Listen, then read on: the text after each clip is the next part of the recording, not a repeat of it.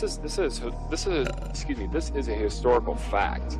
So, they spread this thing out, and it's got a huge winglet. It was a pterodactyl they shot. So, of course, these things have been around. Now, they went extinct, obviously, slowly, but surely. And so... What I'm saying is Jesus wrote a dinosaur to work. That's history. It's in the Bible. How to Train Your Dragon. Historical facts. And if you don't believe it, do your own research. Pull up Google. You'll find the picture, I promise. Oh my God. Thank you, John Gleason, Godless engineer, for gifting me this beautiful moment. Y'all remember when they tried to cancel Steve? Animal rights activists. Back it up. Hit it from the back. Historical facts. Eat my ass, BP. You're down here bailing on the rest of us because you don't want to process your grief and shame like a normal person by drinking and mistreating strangers. No, Rick. It is you who must nibble my cloaca, or bird asshole. Everyone knows what a cloaca is.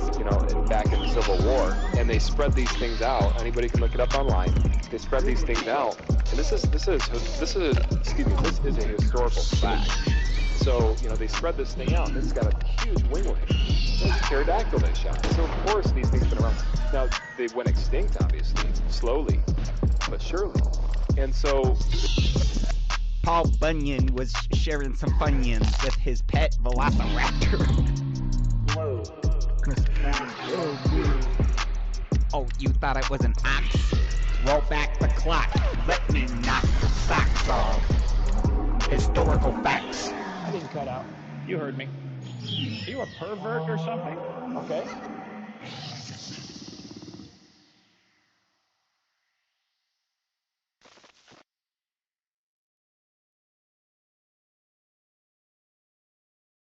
What's up, heathens?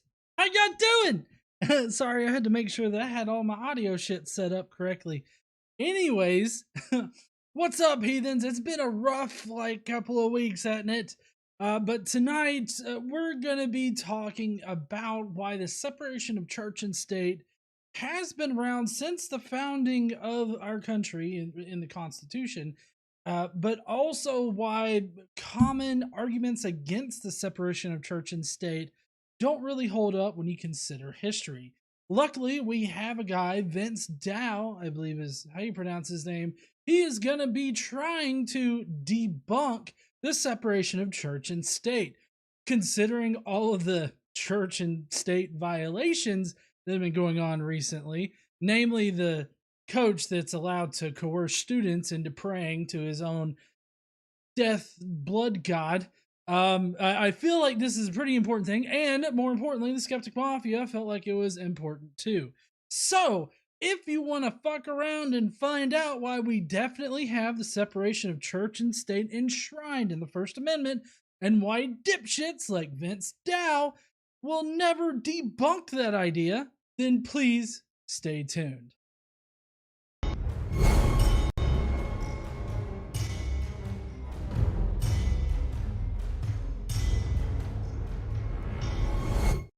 Woo! Okay, so, all right.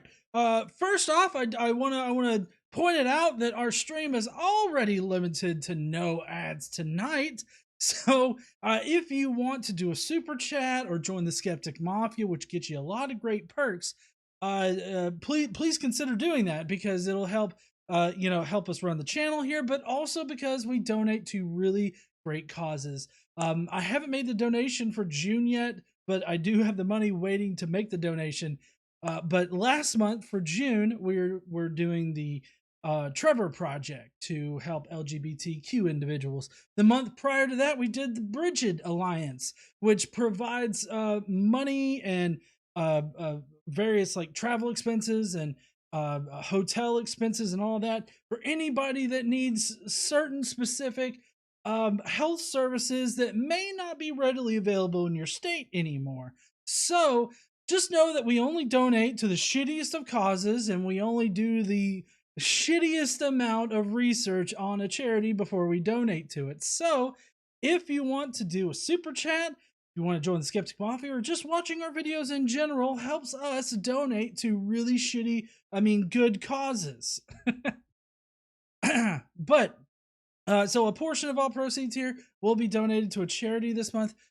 Since the month's just started, we haven't selected a charity, but next week we will have a charity picked out if you would like to do a super chat, which we've got. Luckily, I'm just now turning on the notifications. But I'm on the highway to oh, look, there you go. Bow. Rudy Kisley's on the highway to hell.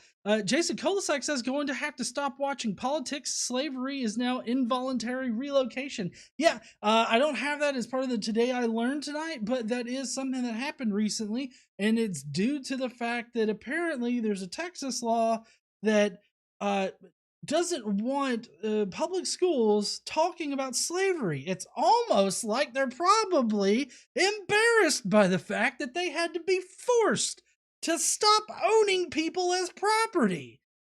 I mean, that would be really embarrassing to me. Like, yeah, guys, let's just not talk about it. Involuntarily relocate and force into...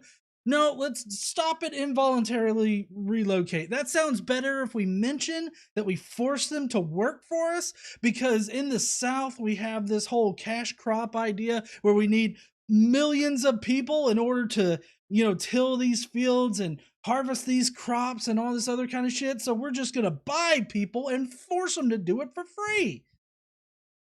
Or something like, that's the reason why. This person just bought an express ticket to hell.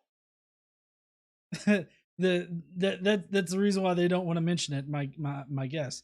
Rudy Kisley says, a stupor chat. Thank you so much there, Rudy. And the Salty Gamer, which I don't know if you guys know, but I do have a gaming channel that I stream on sometimes. So if you like gaming stuff, you can go to geplays.com and you can, subscribe to the channel there. But the Salty Gamer says, it's my birthday. I turned 26. Holy shit. I just got a notification from YouTube saying now would be a good time to insert ads. What, YouTube? We just fucking started. Are you serious? Here's my ad for the Salty Gamer. Happy birthday to you. Happy birthday to you. Happy birthday to the Salty Gamer. Happy birthday to you. There you go. That's the ad that I inserted. Don't buy anything, just wish the Salty Gamer a happy birthday. He turned 20, they turned 26 today. I remember 26. That was, 11 years ago for me. Fuck, I'm old. My knees remind me every time I get up off the couch. But anyways, so tonight we've got a full show. We've got Today I Learned, only a couple Today I Learns. We got some comments to go through. Brocephus is here. He is going to be clarifying, I guess, something. I don't know. He's going to give one of those mini TED Talk kind of things. But he's going to do that. And then we're going to be getting directly into the show, which is separation of church and state, why it definitely does exist, and why Vincent Dow was horribly wrong. So, all right. Let's, everybody's putting in how long ago 26 was for everybody. I guess I'm kind of the youngin' here, maybe. I don't know. Anyways, if you can tell, I've got a lot to drink tonight. Damn, Aaron Colson became a Skeptic Mafia member. Thank you so much there, Aaron. Appreciate you. Yep. See, there's all the emojis you get for becoming a Skeptic Mafia member. There. Anyways. All right. Let's get to the Today I Learned. I've got the ukulele right here. Let's do it. Today I learned.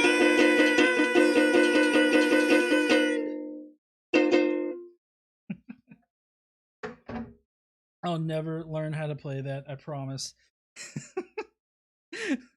I'm fairly certain a lot of people would be like, oh, thank God he's never gonna learn to play. Woo!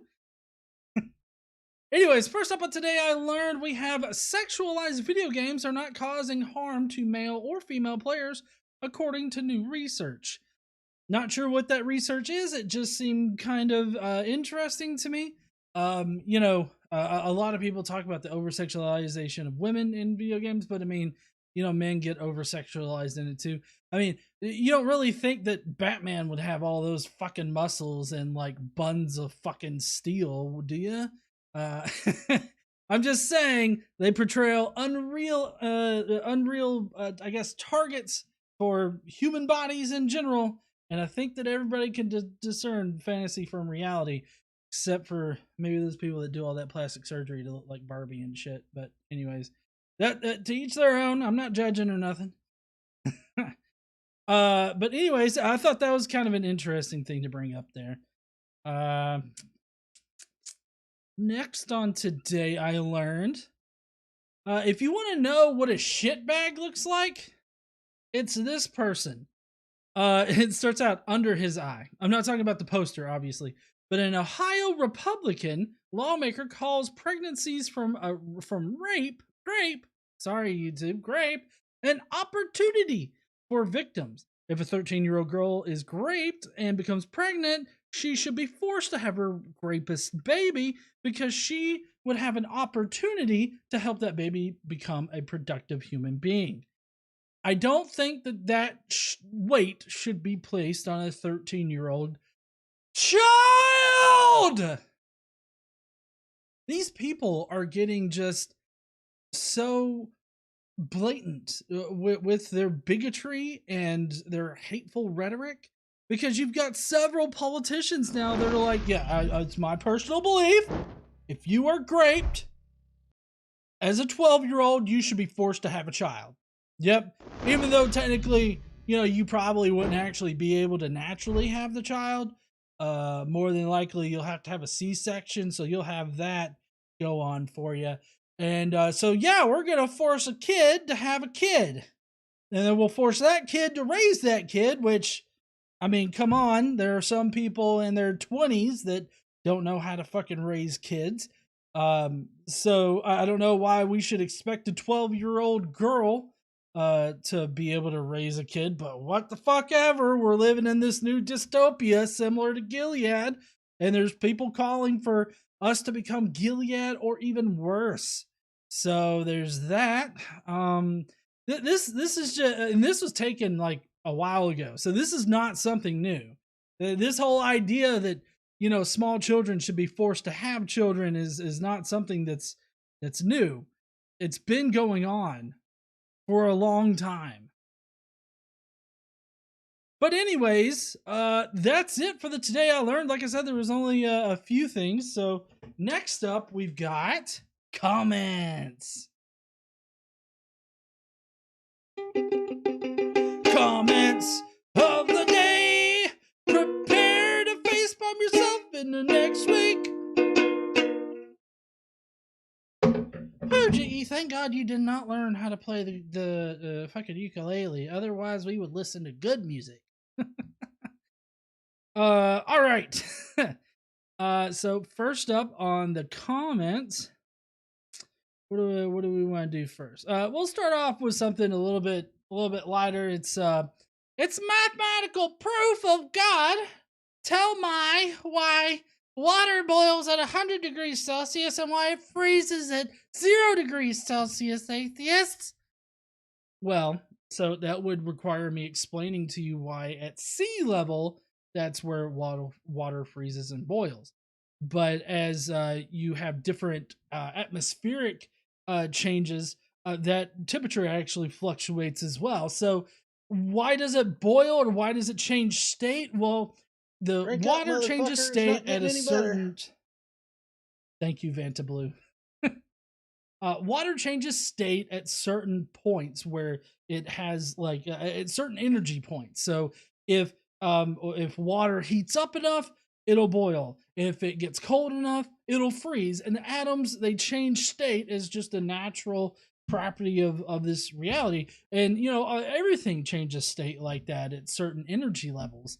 And so the exact energy level here with water boiling at 100 degrees Celsius depends on atmospheric conditions. So like if you're higher, I always mix up higher, lesser atmospheric pressure, lower atmospheric pressure. I think for hopefully this is correct. At lower atmospheric pressure, which would be higher altitude, it would take more heat in order to heat water to 100 degree or heat water up to boiling. And so at higher atmospheric pressure or lower than sea level, I believe it would take less heat in order. No, it takes less heat up high. I can't remember. I always get these lower pressure, lower temp to boil. Right. Am I getting that wrong? Cernian says lower pressure, lower temp to boil. Okay, I am getting that wrong. Okay, so let me start back over. So as the pressure decreases or you get higher in altitude, it requires less heat in order to boil the water. And as you get lower in altitude or below sea level or whatever, it would take more to more heat, more temperature in order to or whatever. I like I said, always get this shit mixed up. Anyways, we're going to continue on. Just know that it's dependent upon the atmospheric pressure at which point the water boils and it freezes. That's the important point there. Fuck me. All right.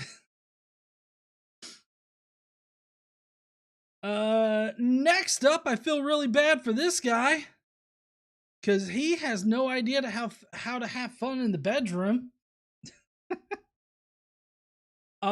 So he says, I will never support sex toys made for women, only for the men. A little bit of money. Sorry, I did miss a few super chats here. We got Vanta Blue who says voluntary fun times possibly leading to a child need to be age of consent. Getting forced to have a child, perfectly good no matter the age. Right. Exactly, Vanta. Then we got Jason Kolosike who says because was fed up with the Fahrenheit scale, thought they would make a sensible temperature scale. And then Who's Your Buddy says physics difficulties with GE. I just get that particular relationship always fuck up. Like I've had all the physics classes. I always fuck up like the atmospheric pressure and how that affects boiling and freezing points and all that other kind of shit. But anyways, sex toys destroyed my marriage. Don't get me wrong, I had some unresolved issues. But once my ex-wife started buying these sinister toys, she felt like I was more disposable. The sex toy industry is taking our women from us. Do something! No sex toys! So, I feel like it's the unresolved issues that he had that probably drove his wife, who is now his ex-wife, away from him.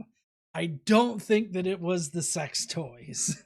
I would be highly suspicious that it was the sex toys. Unless he just wasn't fulfilling that particular thing in the bedroom correctly. I guess maybe he could have been of the I'm just gonna hit it and quit it kind of attitude, which is really shitty, but whatever. Deviant Outcast says Anders Celsius and I share an alma mater. It's almost like I'm famous. No, it's not, but maybe this will help. I'm a member. You should be too. Thank you there, Deviant Outcast. If I look red at all, it's because it's hot up here and I'm sweating like a motherfucker. But anyways, Mulholland lover, I feel bad for you, man. But there's no reason to outlaw dildos just because you you perceive your wife to have left you because of that. All right, now this just requires a little bit of like study, I feel. Because I think we're going to be zooming in a little bit on this motherfucker. So this apparently somebody drew this map of the United States. Oh, thank you so much there, honey. Casey turned the air down for me up here. So I don't know. I can't understand this. So Canada is just the very tip, and apparently there's no land past the top of the United States. DC is located kind of where maybe Wisconsin would be. They kind of got the general area of West Virginia and North Carolina, South Carolina. Florida just looks like, I don't know. Florida is a lot bigger than it actually is. There's Mexico. It's just a little peninsula, just like Florida, apparently. And then we got New Mexico, which is a weird shape. Oregon, if you didn't know, is actually right there near Mexico. Who would have fucking figured that? I don't know why there's so much blank space. Hey, at least they know where California is. They can't actually draw the shape of California, but at least they know a general location for it. And then they've got the Pacific Ocean where the Atlantic Ocean goes. And then apparently the Atlantic and Pacific Oceans mix right there below Mexico. And the Pacific Ocean is right there where the Gulf of Mexico actually is. So there's that. And then this right here just says beach. So apparently beaches stretch from up here in no man's land that exists apparently. And it just goes along the entire bottom half of the perimeter. Anytime is a good time for a beer. Hey, Daniel. David says good night. Good night there, David. And then we've got Zumi, who says, according to that map, Texas is a ball sack and Florida is the penis.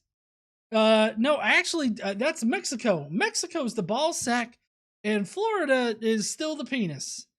That's actually accurate to, real life. Florida being the penis. And then Hawaii is just an island right off the coast of Florida, apparently. And there's just a whole bunch of shit.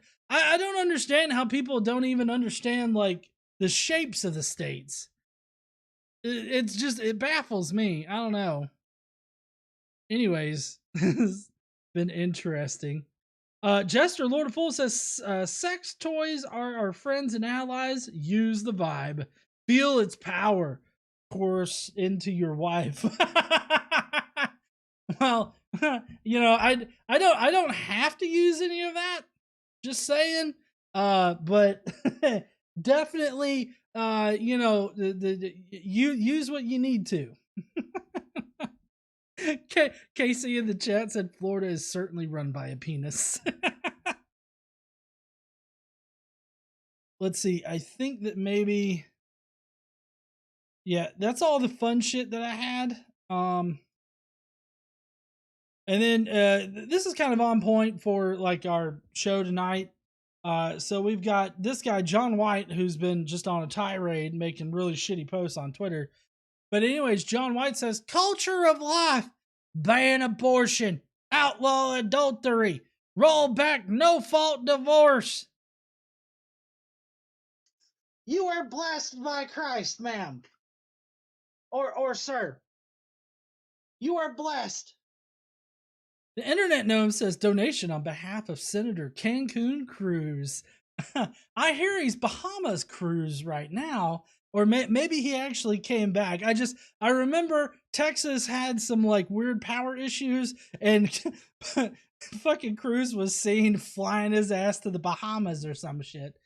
Anyways, let's see. Outlaw fornication. No fucking for you fuckers out there. Criminalize porn. Legalize corporeal punishment. So, corporeal. I mean, I feel like corporeal as opposed to like spiritual punishment. Like we've already corporeal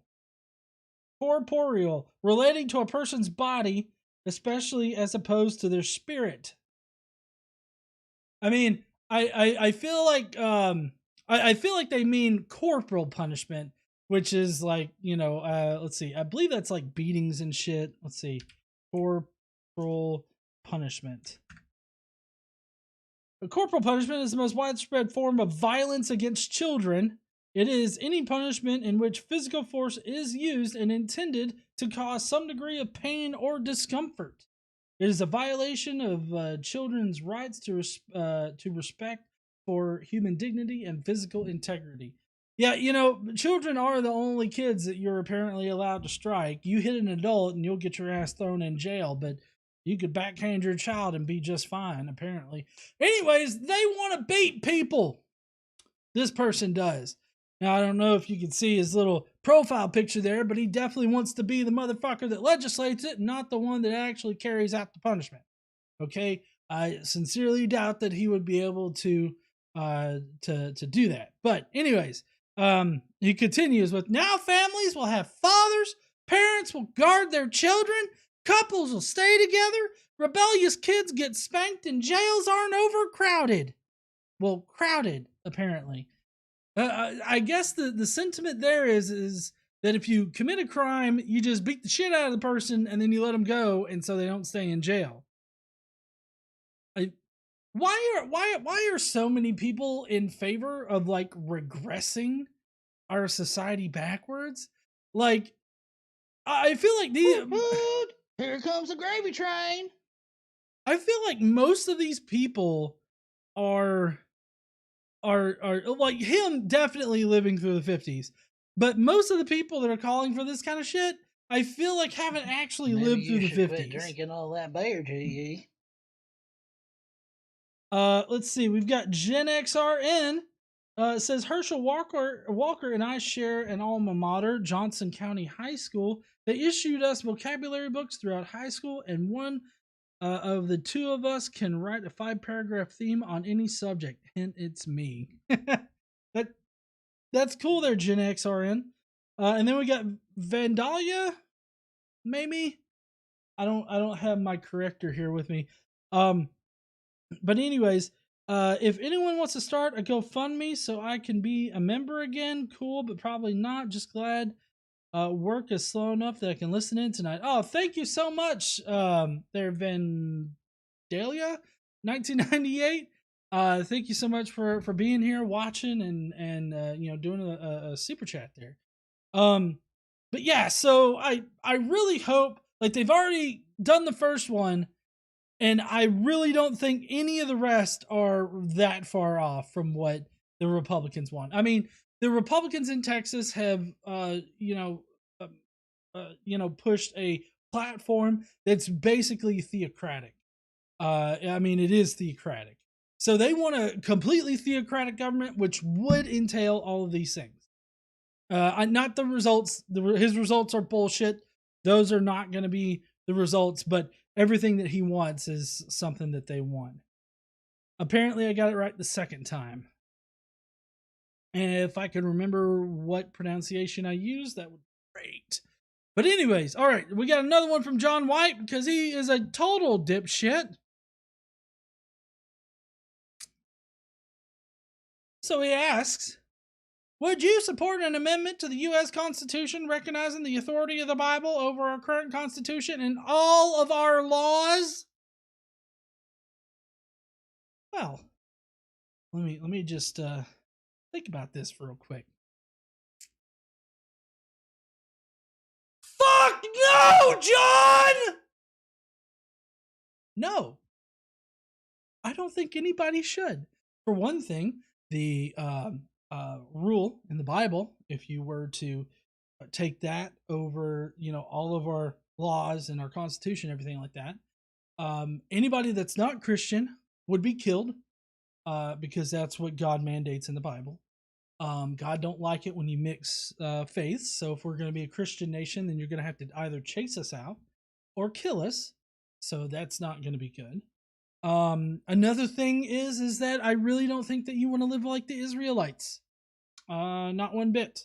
Also, this kind of, I feel like it muddies the waters there when you get to like respecting the Bible or recognizing the authority of the Bible. And typically when they're saying these things, they're meaning the shit that he listed out. Like in that previous thing, like fornication, pornography, corporal punishment, and all this other kind of shit, right? He's not thinking about all of the other things that would be entailed if we were to respect the Bible over our Constitution. Not only that, but which interpretation of the Bible? Which interpretation of Yahweh? Is it the happy-go-lucky interpretation where everybody kind of lives in harmony, God's perfectly fine with other religions existing? Is that the one? Or is it more of the blood god that demands that you slice open a goat, tear out its entrails, put it on the altar, dance around naked, jiggle your dick at him, and then go face down, ass up in order for him to enter that booty? Like, is that the one? The entrails with the goat testicles sprinkled all over the altar thing? Donating this much only makes me drink more. Is that what you want there, John White? John White, I feel like, just wants to disembowel a goat or a bison or a cow or something, or bull. They really loved disemboweling bulls back then, so there's that. Let's just get all fucking first century up in this bitch, why don't we? Not even first century, but let's regress so far back that we're not even in the common fucking era. Jesus Christ, these dipshits. We got Jonathan Hanchek who says it's, Jonathan, that doesn't help, okay? So Jonathan said it's like Vandalia, onions. See, like that doesn't help. You got to do it phonetically. Also, remember, Casey is almost always right. The podcast that normally happens Tuesdays is the best podcast. Who's Your Buddy? Says that, so basically he wants to know if we favor a new amendment that would erase the rest of the Constitution. Gee, let me think about that. Yeah, I wonder. All right, well, that's going to be it for the comments tonight. Vandalia. See, there we go. Vandalia, maybe. But anyways, all right. So we're gonna get to. I'm gonna go and cool off a little bit. We got Bro Cephas that's coming up. He is gonna be enlightening us about hopefully not butt stuff, but maybe butt stuff. I don't know. Anyways, so yeah, I guess we'll let him do his thing.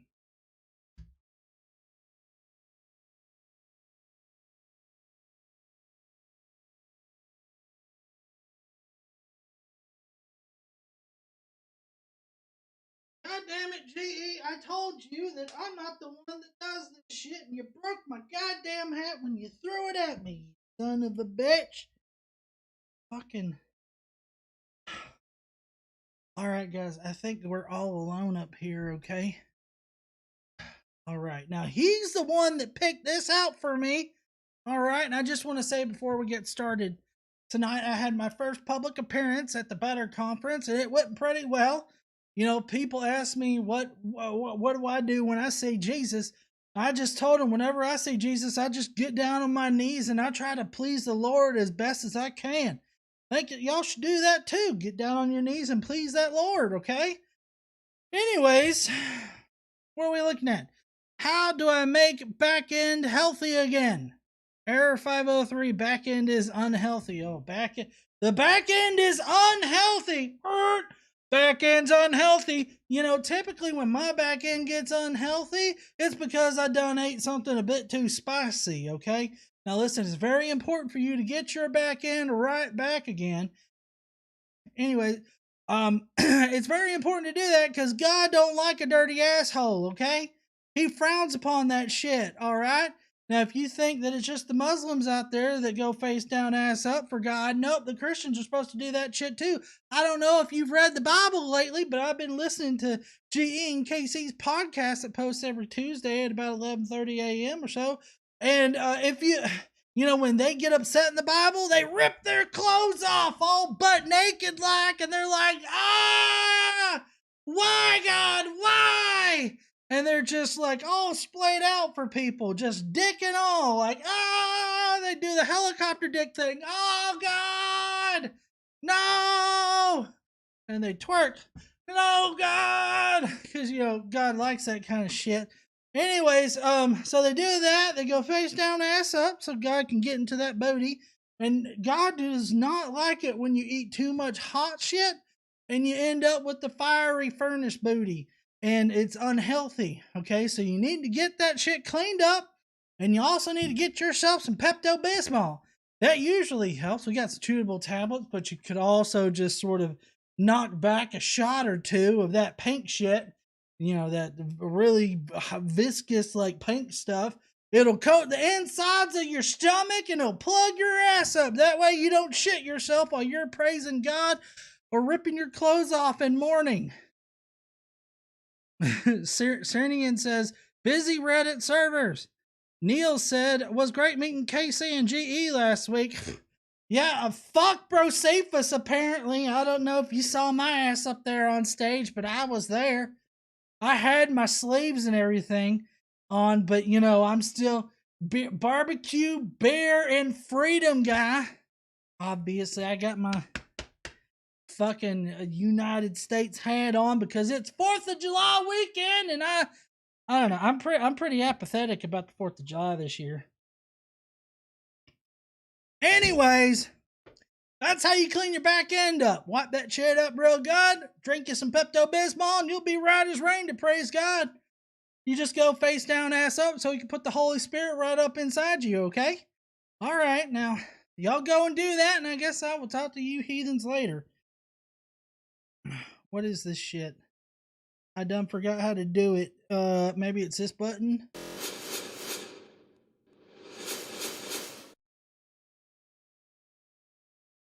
Now, Brocephus, you told me to get that back end thing that I showed you. Hey, put it up there. Shh. Hey, God damn it. They don't know that. I just like blaming you for shit. Alright, well, I guess I'll be taking the blanket tonight. What? No, not my blanket! Brocephus don't have a blanket tonight. Oh shit, guys. Sounds like maybe he should have kept his fucking mouth shut, huh? Huh? Yeah? Huh? Go on. Fuck off. You heard me? Anyways, I'm not too sure what this is about, but somebody thought it was funny to post it in there. Anyways, oh, Casey's gonna make sure that he has blankets. Now, honey, I said no blankets for that son of a bitch. Oh, apparently she's gonna give him a blanket. Fuck. Anyways, okay. All right. Neil 604 Atheist, it was awesome meeting you two. You were much taller than, you know, I guess I expected. I don't know why I expected you not to be tall as shit, but you were tall. Dr. Josh is pretty tall. I don't know. I mean, it was awesome meeting everybody. So I don't know if anybody here went to it, but other than Neil and KC, but it was awesome meeting everybody. Neil is 6'4". You're tall to me. I mean, you were pretty. I'm only like 5'11", you know, kind of thing. Anyways, all right, y'all ready to get to the video? I know I am. Shit. Because, you know, between Brocephus talking about butt stuff, back end issues, and me fumbling around on the temperature at which water freezes and boils, we're just having a great night tonight. I'll have to look that up and record a quick thing where I can correct myself for the post thing whenever I edit this up again. But anyways, all right. So we got Vince here. Vince is going to be trying to prove that the separation of church and state don't exist. And he's only going to do it in the most disingenuous of ways. So just be prepared for that. It's pretty important, which let me see if I can get something pulled up here real quick.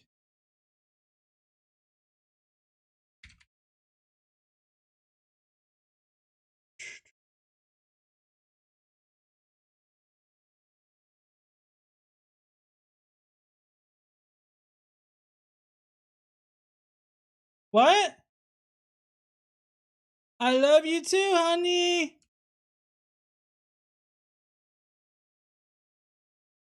Okay.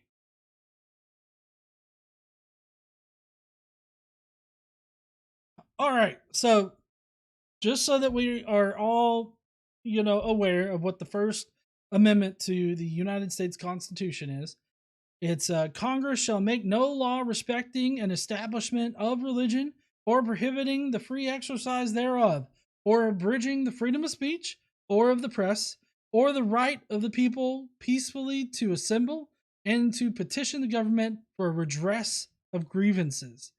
There's a lot in there in the First Amendment, but the main part that we're looking at is that the Congress shall make no law respecting an establishment of religion or prohibiting the free exercise thereof.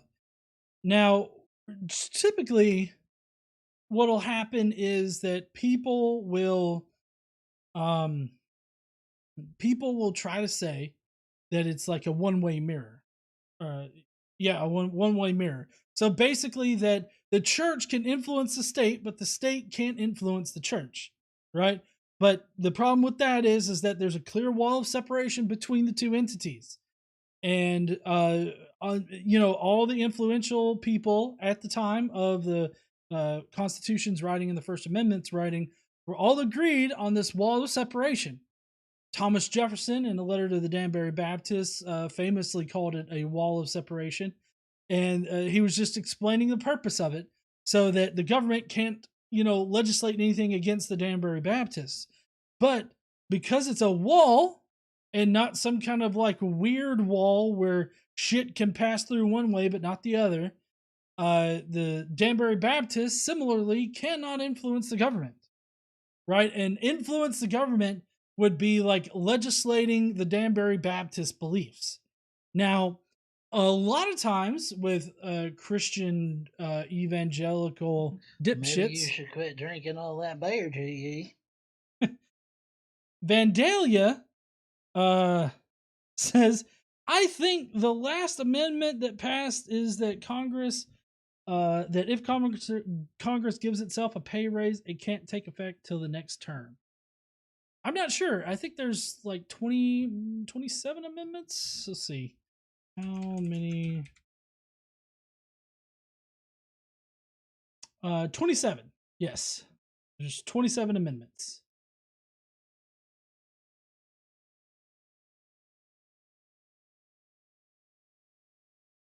Anyways.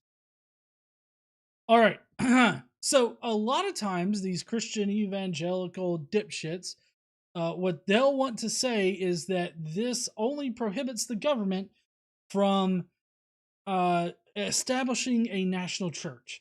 While it does do that, it also means that it cannot legislate theological beliefs of any particular religion, thereby making a law respecting an establishment of religion.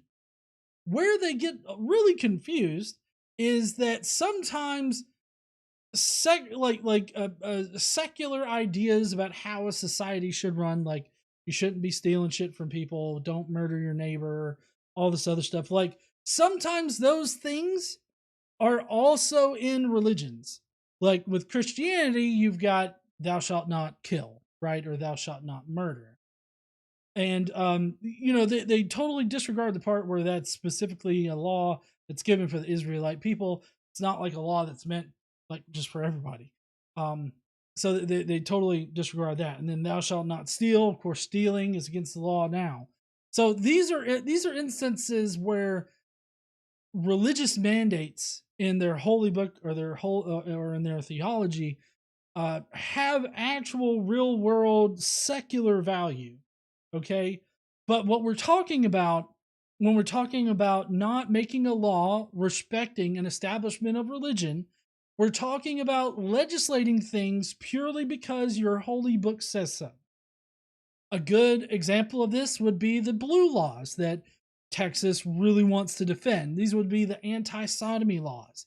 And these laws are specifically written to give the facade of just prohibiting certain types of sex from occurring. But the effect of the law is to target LGBTQ people, members of the LGBTQ community. That's the purpose of the law. And because these blue laws, there's no reasonable reason, no secular reason why these laws should be on the books. These are theological laws. And just like with Roe versus Wade being overturned, and how it's not deeply rooted in our tradition and all this other shit. It essentially becomes a theological decision there because they appealed to their God as the reason why they want it overturned. The problem of like when is a person considered a person, at what point, that's more of a philosophical or theological issue. It's not something that is going to be solved easily through various things. Although I think that there's good scientific support for saying that a fetus doesn't become like a baby until it can survive outside of the womb on its own, right? I feel like at that point that's a good distinction there, because if it can survive outside of the womb all on its own, then that I would consider that to be a whole ass person, right? But we're not here to discuss that exactly, right? But it is a very deeply theological thing, and so these laws that are being made that limit abortion or outright restrict abortion in all cases are theological laws that only have like secular, they only have theological value. They do not have secular value, in my opinion, because they go against science. They go against empirical evidence. Like they go against everything that we have available at our disposal. At our disposal, goes against everything, all because a book says so. That's a theological law. So that's what we're talking about tonight. Okay, just keep that in mind when we're addressing this guy's critique of the separation of church and state. So firstly, when I say that America is a historically Christian nation, that is to acknowledge that for the vast majority of American history, America was a nation comprised overwhelmingly of Christian people. Don't give a shit. It really doesn't matter. That doesn't make the United States a Christian nation. When we're talking about the United States being a Christian nation, we're talking about the United States, I guess, having an official religion that would be, the Christian religion. Considering that we have religious freedom in this country, that means that this country can't be any one religion. So it's not a Christian nation. This is the kind of wordplay that they use. They use these, I forget the term. They play around with the definitions of words. And this is how they do it, because they say, oh, by Christian nation, I mean, in the past, people have predominantly been Christian in this country. Well, no shit. The colonies were primarily founded for, very religious reasons. The original 13 colonies had various different original religions that were finding them because they wanted religious freedom, and so they found their own colony and they could implement their own theological state, is basically what it was. One of the most restrictive ones was like Massachusetts, the Puritan colony. They had some of the most restrictive laws, while in the South they had to sort of compromise with it a little bit and allow other versions of Christianity to also be included because they had such a need for a workforce down there, considering all of the crops that they were doing and just the kinds of crops that you can do in the South. It's different than in the North. So these so the colonies were originally set up theologically, like on theological lines. And so to say that, we're a Christian nation because we're primarily Christian in the past is just a bullshit playing with words kind of game. But on top of that, that is further to acknowledge that our culture, our history, and even to a large extent, the legacy of our politics were shaped by our Christian moral foundations. That is not to say that everyone in American history is or ever has been a Christian. But he's wrong about the Constitution enshrining Christian ideals or Christian morals. The Constitution and the Bill of Rights are so antithetical to the message of Christianity that it's laughable that he even says this. The fact that we even have religious freedom is contrary to biblical values.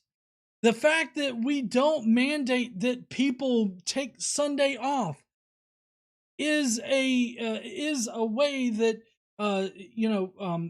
this country is not founded on biblical values, and the biblical values that are in there have since been overturned, at least until the current Republicans decide they want to segregate schools again, and even and regressing even farther back, perhaps even enslaving people again. I really feel like if some Republicans had their way, these ultra MAGA America First fucks, if they had their way, they would repeal the 13th Amendment and start enslaving people. It is instead to say that we have an undeniably Christian heritage that has had no small impact on the founding of this country, as well as just the legacy and the history of this country throughout the years. As John Adams argued, the Constitution was written only for a moral and religious people. It is wholly inadequate to the government of any other. So he's quote mining John Adams right there, because the fact that John Adams is separating out religious and moral seems to indicate that the religious ideologies at the time were not informing morality. Otherwise, those two would be commingled together and Adams wouldn't have had to separate them out. So it's kind of like a conservative self-own right there. But Adams, he definitely didn't feel that our government was a religious type of government. And I feel like the way that he's talking about this is a bit smarmy, due to the fact that the way that he's going to go with it is more along the lines of, well, we are religious, and so in that way it informs our laws and government. But it's a nuanced position that he's playing with words that it just doesn't make a lot of sense. So the quote mine here from John Adams is just totally taking it out of context. He's not giving you proper context as to how John Adams felt about religion and government being together, and he's totally misleading his audience. And this is the very expectation and kind of moral framework that our country and our Constitution was built upon. Of course, nowadays we are told the lie, quite frankly, that America has always been a secular nation. But prior to 2 minutes ago, our Christian roots were overwhelmingly understood by most political leaders throughout our history. Most political leaders, really? Like, could you actually provide some citation? He does go through a few citations, I guess, but when we're talking about whether or not we are set up as a Christian nation, we are talking about the founding of our nation. Is our Constitution written to be a Christian nation? And the answer is resoundingly no. We're meant to be a secular nation as far as like our government goes. That's what we're talking when we say a secular nation. We're talking about the federal government, and we're talking about the individual state governments too. Just government in general, as far as our country goes, they are secular. And that's what we mean when we're talking about a Christian nation.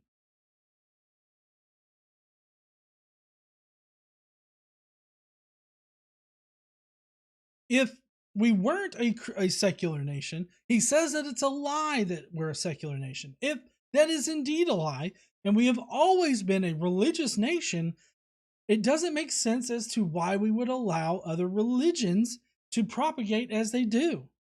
It doesn't make sense to me why we don't criminalize being of a different faith, because that is what the Bible tells you to do. For instance, the Supreme Court in 1892 declared that, quote, this is a Christian nation. That's an interesting little point there. And I've actually got something to bring that up. So the court in 1892, it was Justice Brewer. Justice Brewer is the one that said this. David Brewer. He's the justice that said that these and many other matters which might be noticed, and add a volume of unofficial declarations to the mass of organic utterances that this is a Christian nation. And this is the Church of the Holy Trinity versus United States. Okay? So there's that. But what David or Vince here is not telling you that in a 1905 book that David Brewer wrote himself, he said this little point. Excuse me. In fact, the government as a legal organization is independent of all religions. He said that in his book that he wrote, trying to clarify what he meant by this is a Christian nation. And so Vince doesn't tell you this because it's easier to quote mine the court decision. It's easier to do that than it is to correctly represent Justice Brewer and what he meant by that. And so, considering the fact that Justice Brewer feels that the government is not divorced. What's the phrase that he used? Independent. Considering that Justice Brewer thinks that the government is independent from all religions, means that he doesn't think it's a Christian nation. Woo! That's KC's money.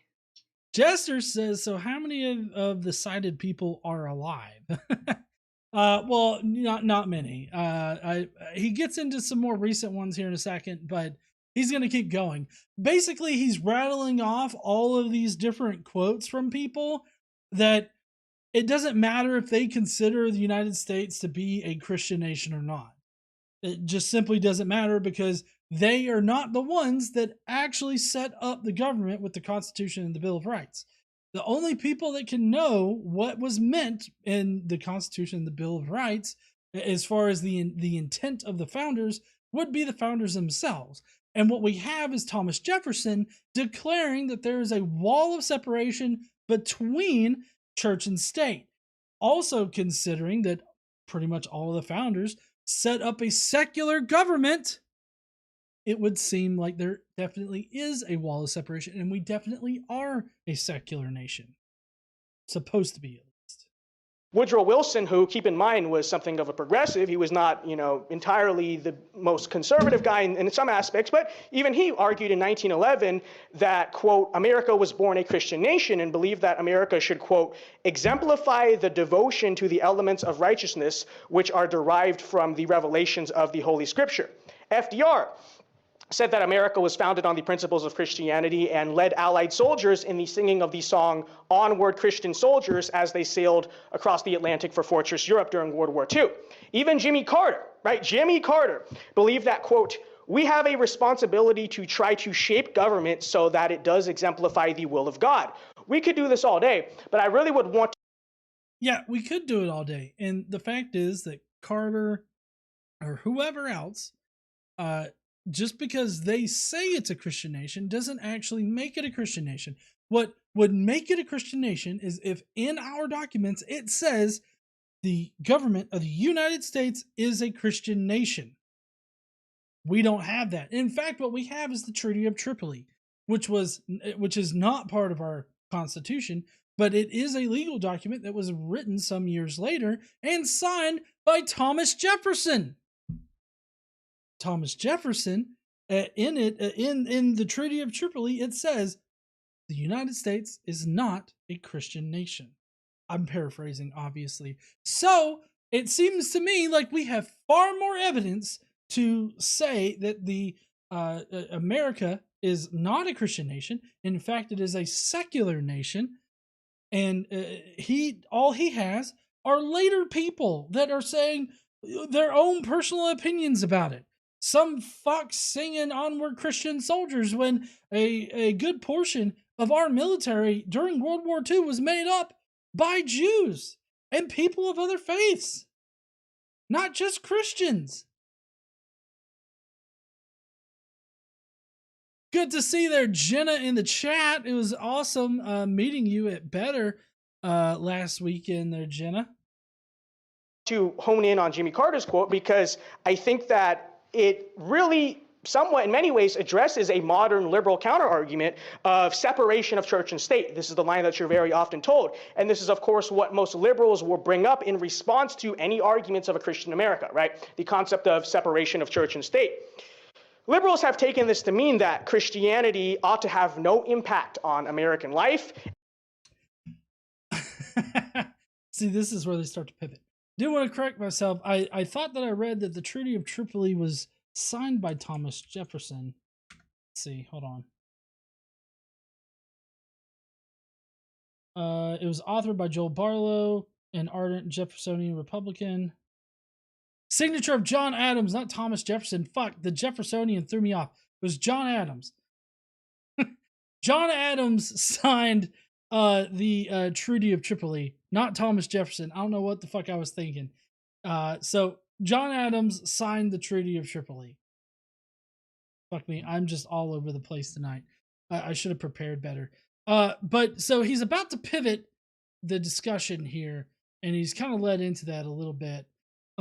Because the wall of separation of church and state is clearly in the Constitution and the first in the Bill of Rights, the First Amendment, and he's about to pivot it into a very nuanced and specific argument against the whole wall of separation, which is actually a straw man argument, because what we're saying is that you can't legislate your beliefs, like your theological beliefs of your religion, and force people to follow your religion, which is currently happening with the Supreme Court. Asexual Atheist says they are so used to making the Bible say what they want, they're doing the same with the Constitution. Maybe you should quit drinking all that beer, G.E. Jason says freedom from religion is freedom from religion. Freedom of religion is freedom from religion. Cynthia McDonald says, it absolutely annoys me when folks completely ignore the establishment clause. Ain't nobody going to be fighting over this $5. It's all mine. Also, hi, GE and Caitlin. Hey there, Cynthia. I hope you're doing well. Dipshit. This person just bought you a bear. Awesome. Thank you so much. All right. So yeah, the Michael Meseros correctly cited John Adams and saying the government of the United States is not in any sense founded on the Christian religion. So that was John Adams. John Adams did that. I'm going to remember that. Name difficulties with GE. Anyways. All right. He's about to pivot it into a very specific straw man. I want you to listen to it. And that the Christian faith should not guide culture in any way or public policy in any way whatsoever.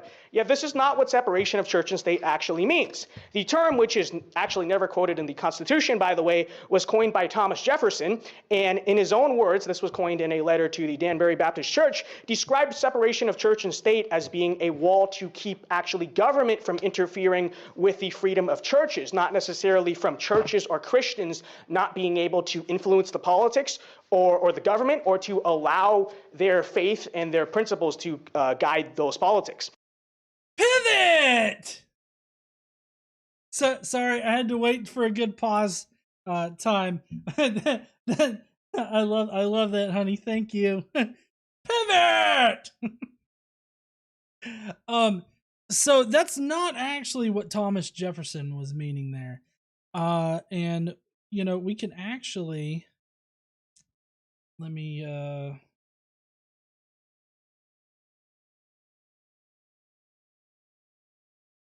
hold on.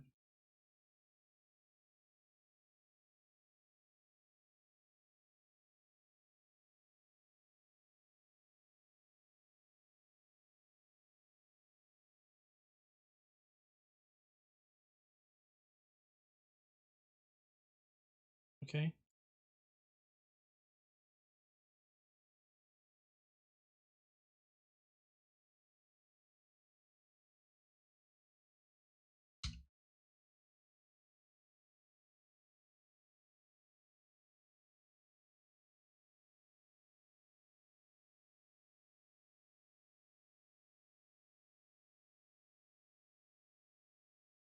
So the entire letter that Jefferson wrote to the Danbury Baptists is freely available online. You can go and you can check it out. The important part is the second paragraph, and it says, "Believing with you that religion is a matter which lies solely between man and his God." Just to highlight that for those in the back there, that he owes account to none other for his faith or his worship, that the legitimate powers of government reach actions only and not opinions. I contemplate with sovereign reverence that act of the whole American people, which declared that their legislature should make no law respecting an establishment of religion or prohibiting the free exercise thereof, thus building a wall of separation between church and state. Adhering to this expression of the supreme will of the nation in behalf of the rights of conscience, I shall see with sincere satisfaction the progress of those sentiments which tend to restore to man all his natural rights, convinced he has no natural right in the opposition of his social duties. I reciprocate your kind prayers for the protection and blessing, blah, blah, blah, blah, blah. Thomas Jefferson. So, Jefferson here is trying to say that religion should be constrained between a person, and their God. Okay? That's where that lies at. That's where that rests. And so, what Jefferson is trying to explain here is that the state can't influence or force anything on churches or on religions or anything like that, but also the religions can't force their will upon anybody else through the state.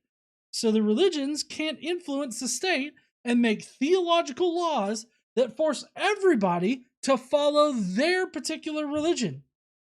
That's what that means. And so you can't have one without the other. He's trying to have his cake and eat it too. And you just can't do that. What he's essentially wanting to do is he's wanting to sort of cut that concept in half and just say, oh, well, the government can't influence the religion. Okay, that's fine. You want to go that route, perfectly okay. But you know what that means? Is that you, a religious person that is a different type of religious person than the Danbury Baptists, can't use the government to force their theological concepts or wills upon the Danbury Baptists. And we have a really good example of this that's going on right now with the Roe v. Wade situation. Because in the Satanic Temple and in Judaism, abortion is allowed and is part of their theological doctrines. Okay? So, currently, a lot of states have these have this shit. It's all shit. But they currently have these laws on the books that are theological laws that ban abortion. Now, they are using the state to force a particular theological position that abortion is bad and is always bad, and even if you're going to die from it, you have to die so your baby can live kind of sentiment. That's a theological thing. They are using the state to push a theological position on people of other faiths and no faiths at all. That's what they're doing right there. And they're trying to hide it behind this secular effort to save the babies. Except they don't know what the fuck they're talking about.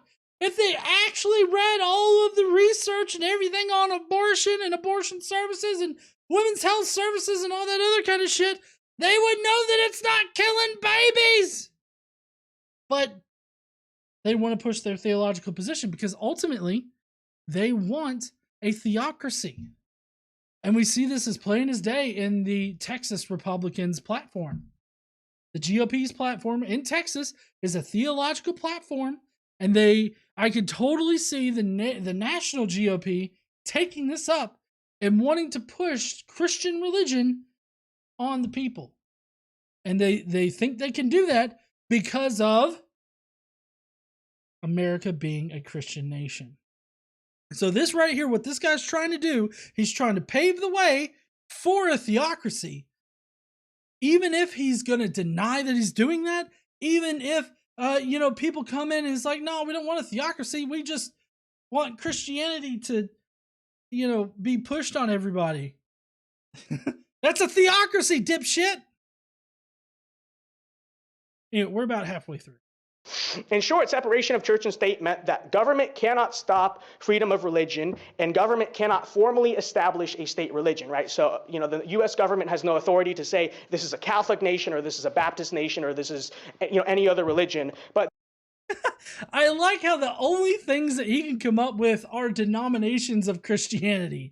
You can't say that it's a Catholic nation or a Baptist nation or even a Protestant nation. But it is a Catholic, a Christian nation. It's definitely Christian nation there.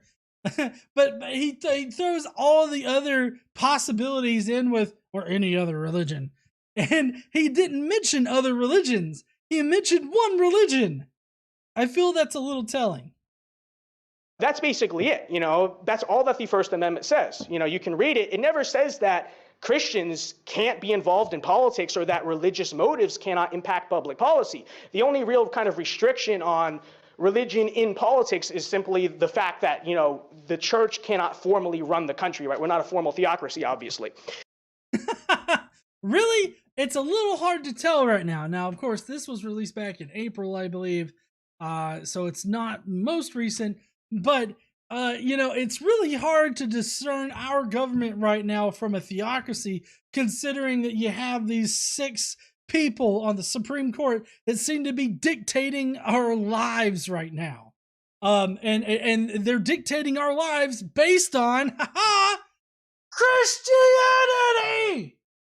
Nothing of secular value. Tell me what's of secular value to base your Supreme Court decision off of shit that was going on in the 1600s? Huh? How is that applicable?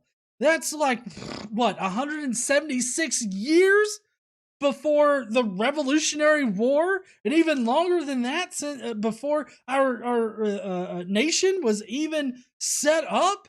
Like, how are you going to base your Supreme Court decision on something in the 1600s unless it was completely theological in nature?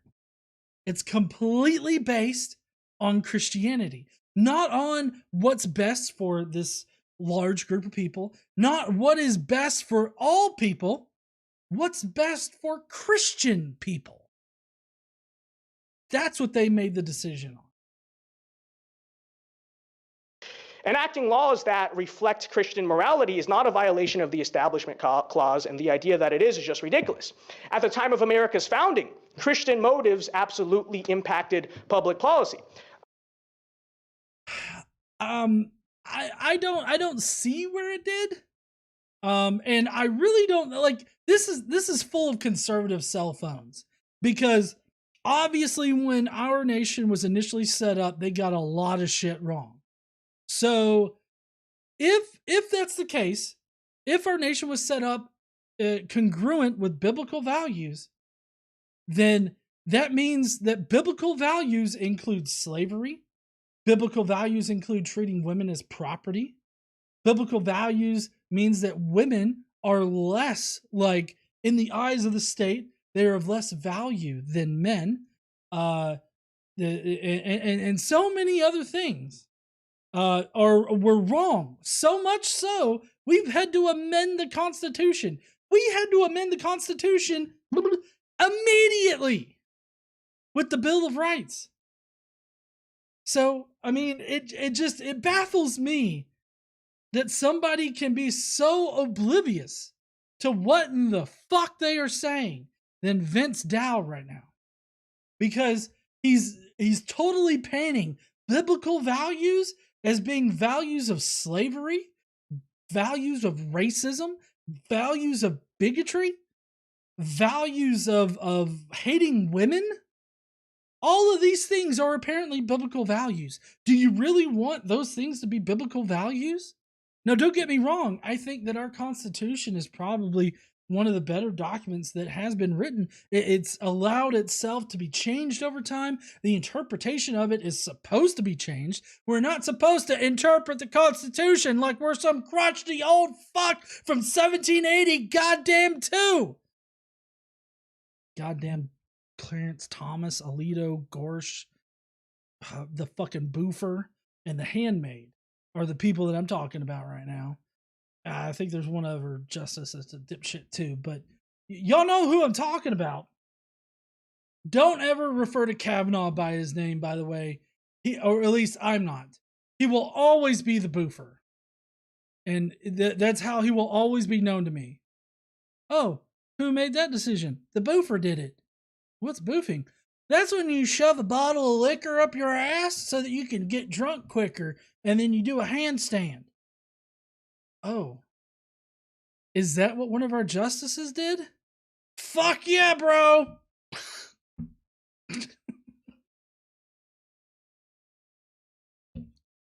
Anyways. Sodomy laws, for instance, are a perfect example of this. Those existed in all 13 states at the time of America's founding.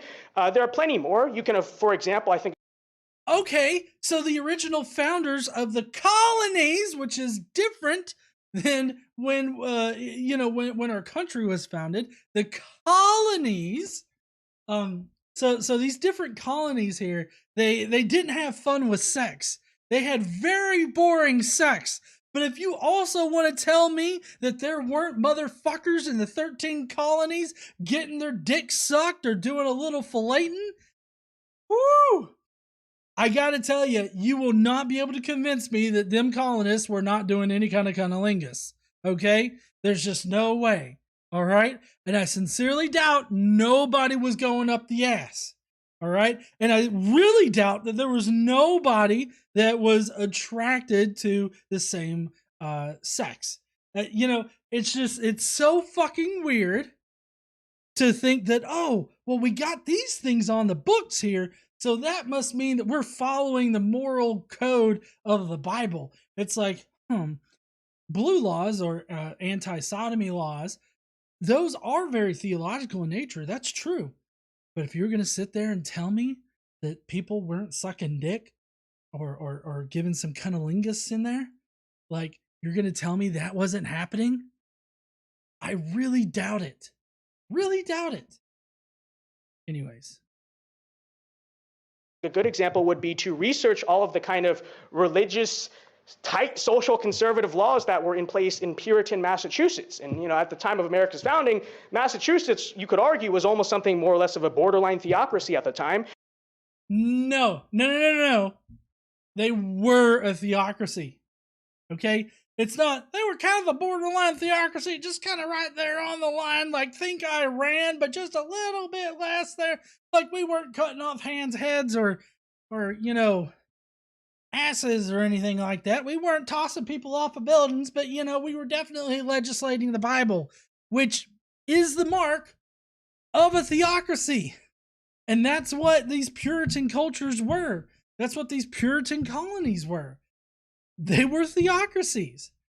And the fact that they were theocracies, and comparing that to the Constitution, how it's written, the laws that were initially, the amendments that were initially passed there, you can tell that plain as fucking day. It's like you got a fucking red sign and a green sign, and you're asking this colorblind motherfucker right here to tell the difference between the two.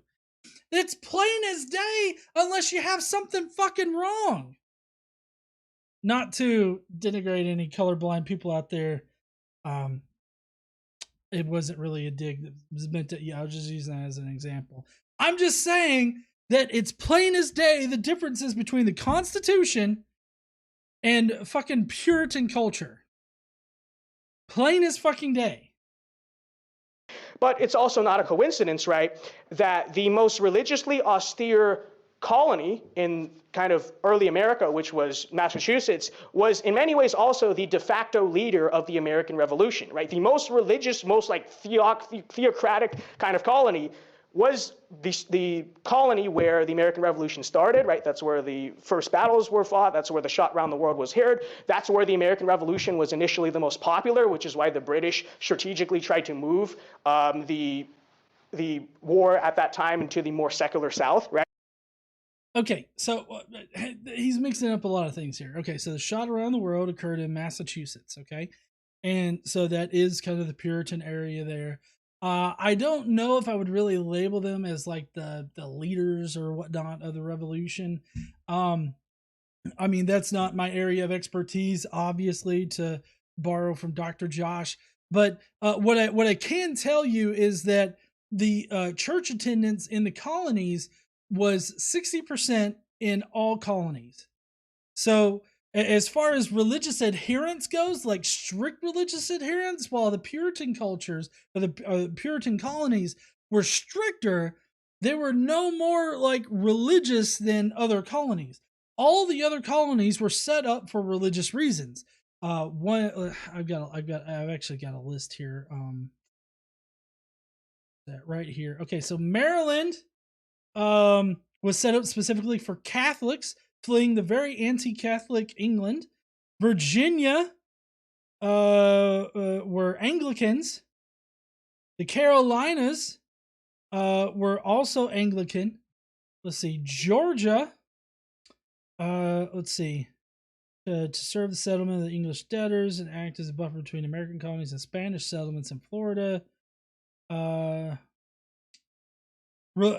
Georgia had some religious pluralism going on there.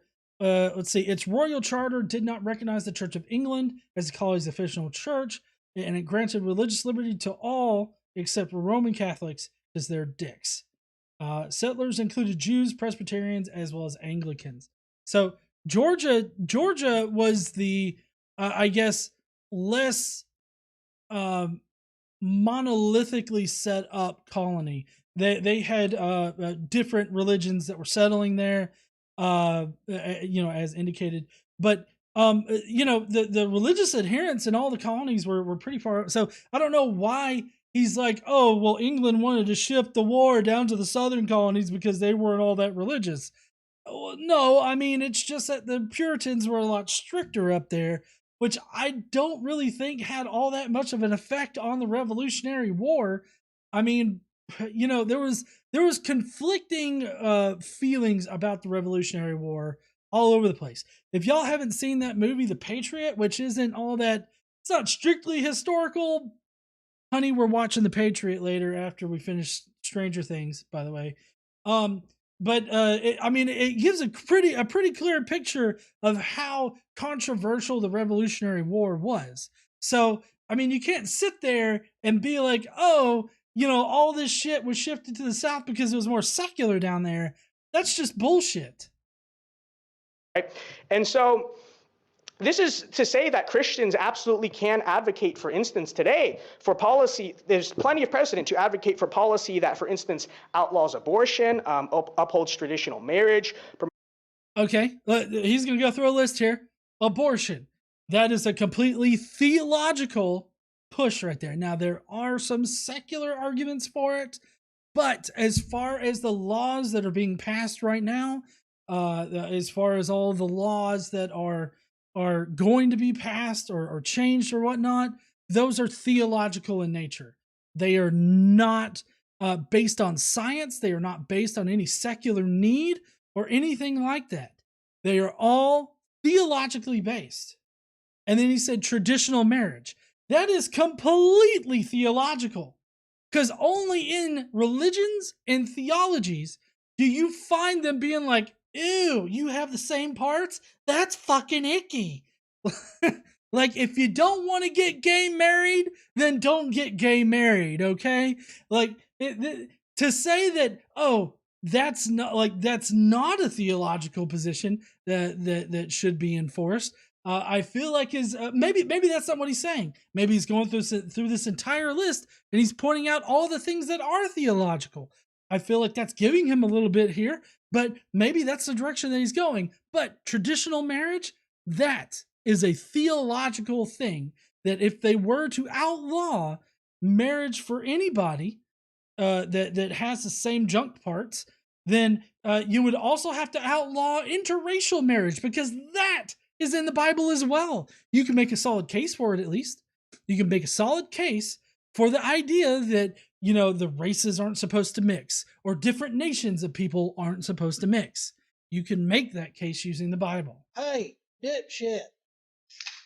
This person just bought you a beer. Woo! So glad you bought me a beer there. Jason Kolisak saying barn sweeping abortion cocktail, not biblical? Yeah, well, they like to conveniently forget about that part, or they have very specific apologetics to get around that shit, which maybe we can cover in another video. Promotes prayer in schools and reflects just other forms of generally Christian morality. Lots of examples, right? Laws like this existed at the time of our founding, and our lawmakers understood this for most of American history. Just ask Jimmy Carter. I mean, is he known as like a austere conservative figure in history? No, but even he kind of understood this. Yet the separation of church and state, folks, for those people who still claim that a secular government equates a secular nation, what I would say furthermore, which, I think first of all, there's a misunderstanding of separation of church and state. Okay, hold on. If the government is secular and like what we consider the nation is the governing body of the country that we're in, and not the individuals that make up that nation, I kind of feel like saying that our government being secular makes our country secular. Like, saying that our country is secular or our nation is secular doesn't mean that people in the nation or the country are irreligious. That's not what that means. Jesus fucking Christ. He loves to play around with words here. But I'd also say that the argument in itself is somewhat flawed in the sense that a nation is also more than just a government. A nation is a people. And the truth is that America was an overwhelmingly Christian people for most of its history. As late as... Hey, this person just bought an express ticket to hell!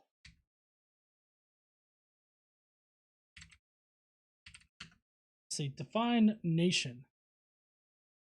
let's see, nation, a large body of people united by common descent, history, culture, or language inhabiting a particular country or territory. So he's playing around with the words that are being used here, because when we're talking about the separation of church and state and how we're a secular nation, we're discussing nation in the idea of, this is our government, this is our country, this is us as a whole, right? That's what we're talking about when we say those things. But he's playing around with the words here in order to argue a very specific point, that what he's talking about is the majority of people, like the people that inhabit the nation, is what, because it's like a large body of people united by common descent, history, culture, or language, right? So he's talking about the individuals within it. It's almost kind of like a composite sort of fallacy here. But what a composite fallacy is when you take a small piece of a whole and then you describe the entire whole as that thing, right? So if we take a look at this analytically, what he's doing is he's taking a piece of the nation, being the Christian population, regardless of how many people are Christian in this nation. He's taking a piece of that and he's applying it to the whole. Now, that's the wrong way to do it, because obviously, just because even if a majority of people are Christian, that does not make the entire group a Christian nation or a Christian group of people. That's not how that works. What you would have to, since we include different religions, since we have different religions and not non-religions, but since we have people of different faiths and non-faith, you would have to describe that group of people as being secular, as being not described monolithically by religion, one specific religion. So this is yet again another conservative self-own here, because he's playing around with words to the point where he's making these very obviously illogical statements. 1990, 85% of America identified as Christian. Obviously, this is a number that's been declining over time, but that's kind of where it stood, 85 to 95-ish% for most of history. Right, but you wouldn't sit there and describe the entire group as monolithically Christian. Even if you didn't want to get into the minutia of specific denominations, you would still not describe that group of people as primarily Christian, or only Christian. Like, you wouldn't, like, that would not be a defining trait of that entire group of people. That would not be a way for you to classify that group of people by religion, right? So again, conservative self-own here. Separation of church and state is terribly misunderstood, but even to the extent to which America's government is formally secular, it is important to acknowledge that nations are not just defined by their governmental systems, right? You can make Canada, you can change the government, for instance, in Canada, you can make that into a dictatorship or a communist or whatever you want to do it, it would still be Canada, right? Because nations are defined by more than just what the government is there.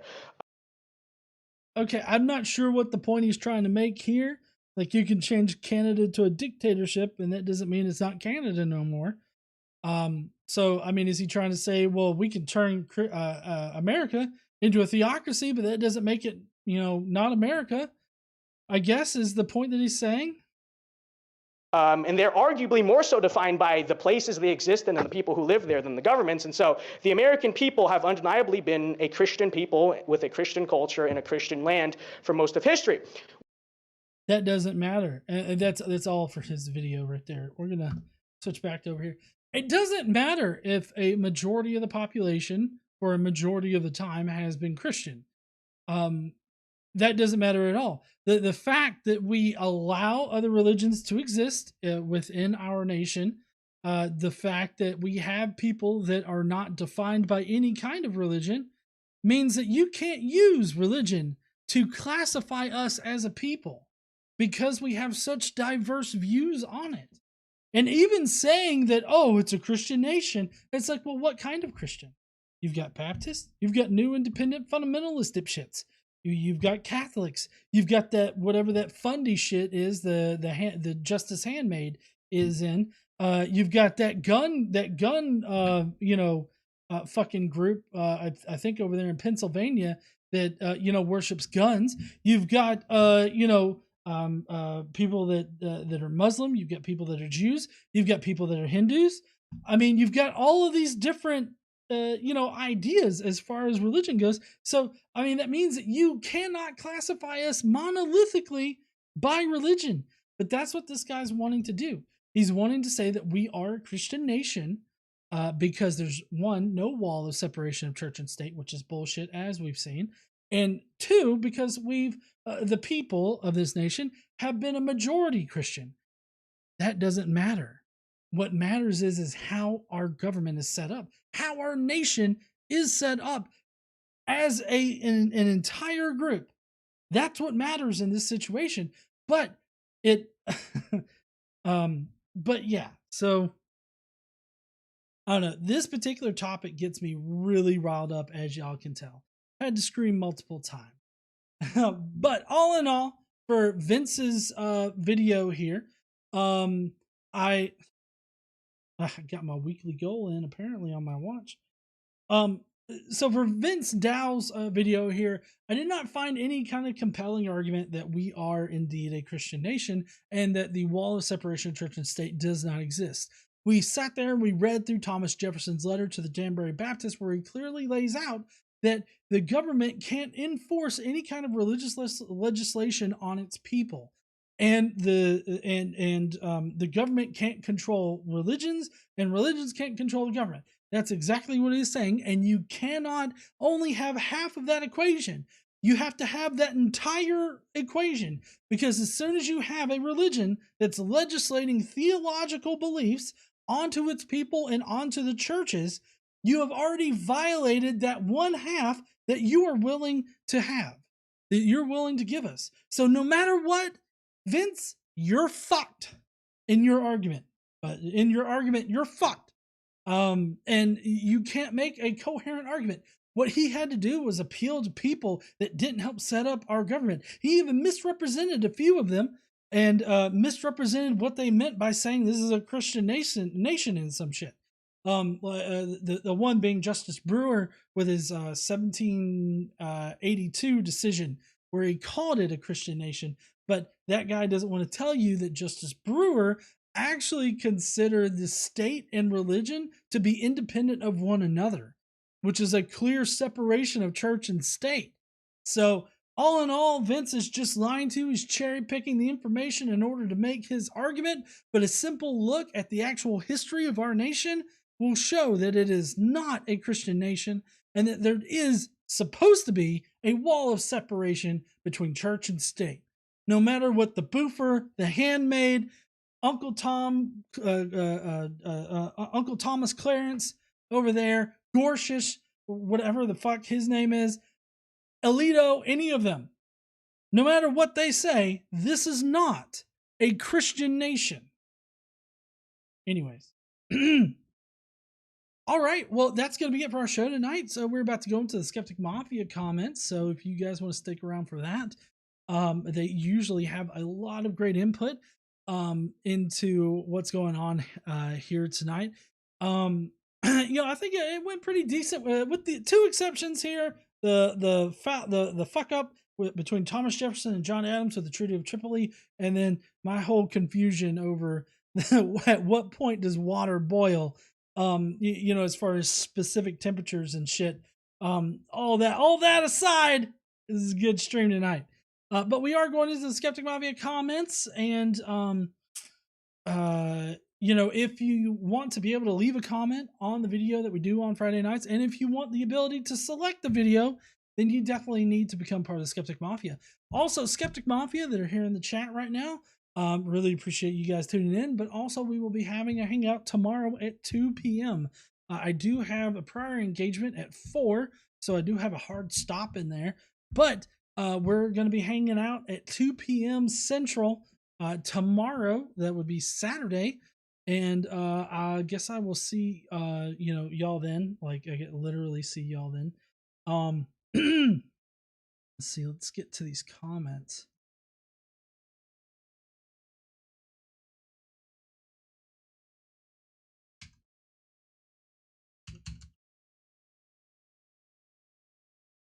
Okay. Booyah! One thing that's gone right tonight. Okay. First up with Deviant Outcast saying, I always thought the U.S. prided themselves on being the land of the free. Oh, wait, hold on. I forgot. If you're going to be leaving out right now, I hope you guys have an awesome weekend. And I guess I will see you heathens later. Don't forget to stand up and use your voice. Bye, heathens. But don't go because we got the Skeptic Mafia comments. All right.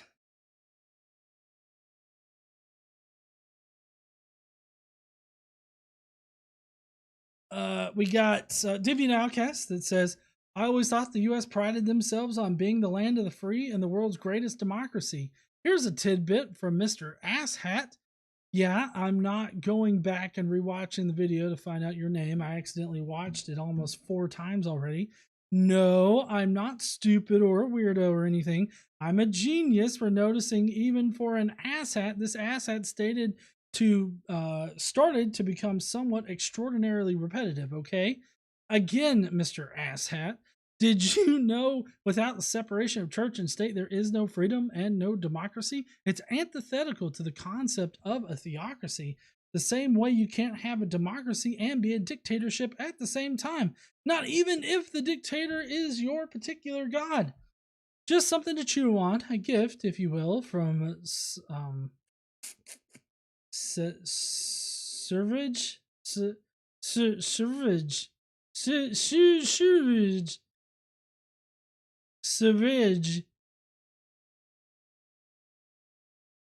The last of the Viking nations to turn to the dark side. And that's not a threat, that's a promise. Confuse thine enemy, battle-proven strategy, works like a charm. Ring-a-ding-dong, scrub the subscribe and be a whole unholy heathen and join the Skeptic Mafia. It's a good thing. Stay safe and stay sane. Cheers. I kept it short. Woohoo! I award myself all the whale dicks of whale dicks. Can't steal the 5th whale dick from Kent Hovind. He gets so friggin' bitchy when you do that, and I just can't be bothered with his hissy fits right now. Thank you, Deviant Outcast. I appreciate you.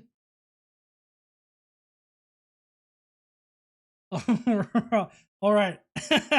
Jester, Lord of Fools, says, I love how halfway through your tirade on separation of church and state, you stop to tell us that you think the separation of church and state is a matter of confusion. It really shows how confused you are in the head that you don't realize you've been going on about it for 3 full minutes. Then you jump to using laws about anal exploration as an example of how we were a Christian nation.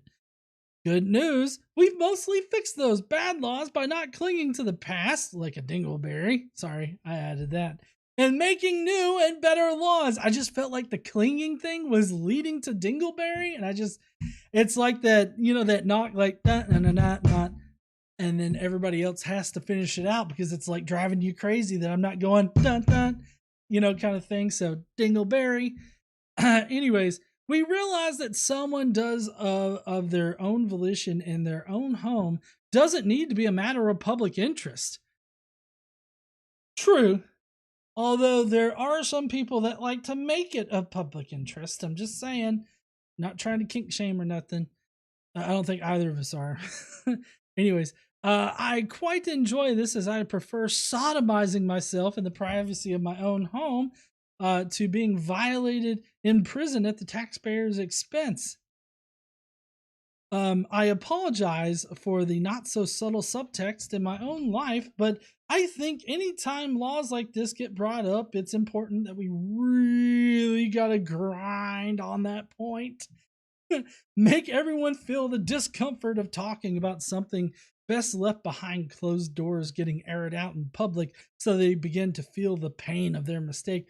Although I feel like the only time that they feel shame, their jester, is when they're talking positively about it. Like if somebody starts talking positively about dildos, you know, fucking Ted Cruz is going to get upset, and that one guy over there is going to have flashbacks where he refuses to participate with his wife, so his wife has to fuck herself, you know? So, I mean, I feel like for those individuals, like you start talking about dildos and shit and they just fucking lose their mind, like talking about them in a positive way. But if you're talking about, I rebuke pornography, but then you ask them, what's your search history like, sir? And they're like, we need privacy in this country. That's what we need. My search history is none of your business. And then you bring up the sheet where it's like, what's Big Booty Bouncing Bitches 3, huh? What's that? Anyways, they only feel discomfort when you talk about it positively. If you're talking about it negatively, they're perfectly fine talking about the shit.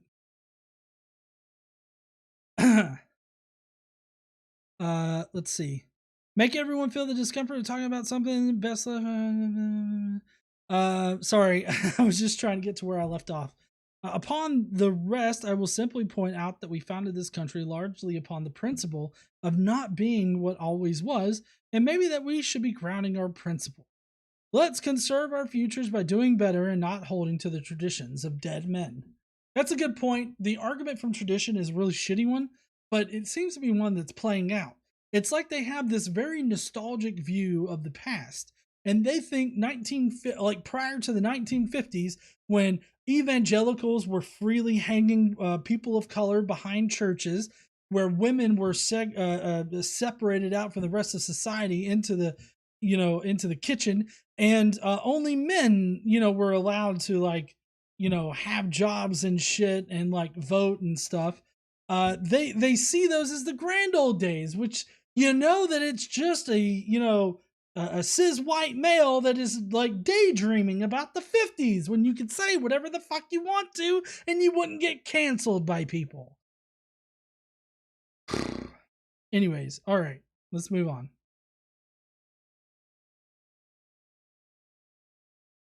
Oh, we got Zoomy. It says, as the government of the United States of America is not in any sense founded on the Christian religion, as it has in itself no character of enmity against the laws, religion, or tranquility of Muslims, and as the said states never entered into any war or act of hostility against any Mahatmadan nation, it is declared by the parties that no pretext arising from religious opinion shall ever produce an interruption of the harmony existing between the two countries. Adams submitted and signed the Treaty of Tripoli in 1797. There, problem solved. Anyway, that's all I have to say, except for my usual ASCII time. He really needs to take a long ride on the shut the fuck up truck. Also, his entire video was just one big farewell, and it left me feeling like, bruh. And if you want to feel like, bruh, then go ahead and like that lick button and smash that subscribe and ring a ding ding that bell. If you really want to help out, join the Skeptic Mafia today to just be a terrible person, because some of the proceeds go to charity, and we all know that the most terrible people donate to charity, right? The shittiest of people donate to charity.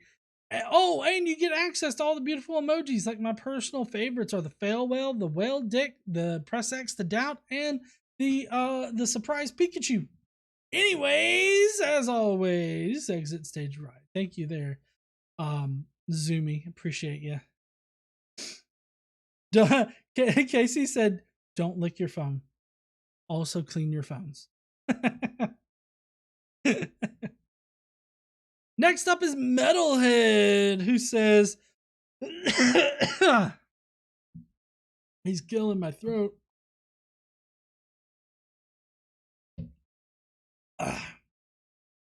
So his entire argument is the fallacy of argument from popularity. That is the best he has? Well, that was disappointing. For once, I was hoping for something a bit new or different.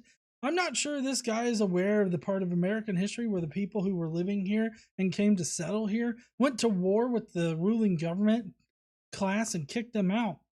This was our battle for independence. Independence from a theocratic government. It was one of the primary reasons why there was a war of independence. The people were tired of theocratic rule. It is why, when independence was gained, that this theocracy, this religious part, was excluded from the founding documents. It does not matter how many people back then were whatever brand or flavor of Christianity or religious belief. They saw it had no place in government and politics. That holding such beliefs does not hold the will of all of the people. That each was different in their beliefs and ideologicalisms or non-beliefs and ideologicalisms. That one cannot represent fairly all people if a particular view was to exclude any particular group. This is why the issue was brought up in the Danbury Baptist letters, because here it was with the wall of separation, that a group of believers felt they would be excluded, that they were reassured that this separation was inclusive to all, that it applied to nothing else but to protect religion from government and to protect government from religion. The two was to stay apart from each other. And like I laid out in it, you can't just have one half of that equation, because even if you only have one half of that equation, it still prevents any other religion outside of whatever myopic religion you have in mind. That means that those other religions can't force through the government onto another religion. So you literally can't only have one half of that argument.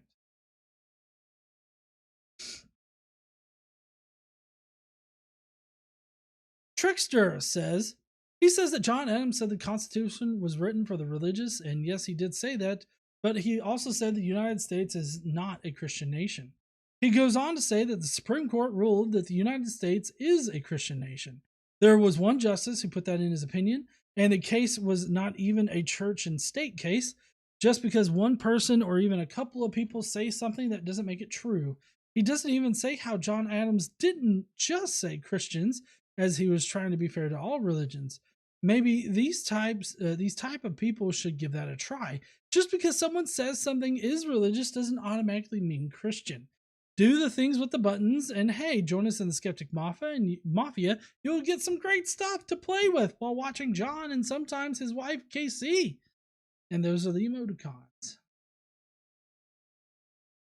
Next up is Drew's book reviews.